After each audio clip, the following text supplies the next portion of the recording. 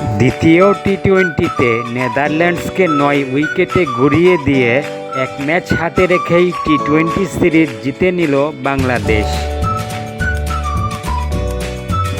Toss হেরে bat করতে নেমে নেদারল্যান্ডস নির্ধারিত ২০ ওভারের ১৫ বল বাকি থাকতেই ১০৩ রান করে অল আউট হয়ে যায়।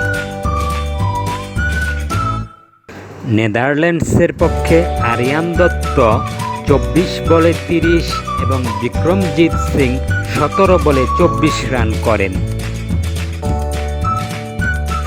বাংলাদেশের পক্ষে নাসুম আহমেদ ২১ রানে নেন ৩ উইকেট।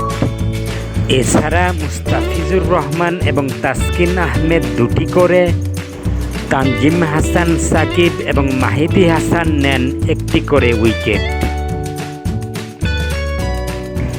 জয়ের জন্য ১০৪ রানের টার্গেটে ব্যাট করতে নেমে বাংলাদেশ ৪১ বল এবং ৯ উইকেট হাতে রেখেই লক্ষ্যে পৌঁছে যায়। তানজিদ হাসান তামিম ৪০ বলে অপরাজিত ৫৪ রান করেন। একমাত্র ব্যাটার হিসেবে পারভেজ ইমন ২১ বলে ২৩ রান করে আউট হন। অধিনায়ক লিটন দাস ১৮ বলে অপরাজিত ১৮ রান করেন।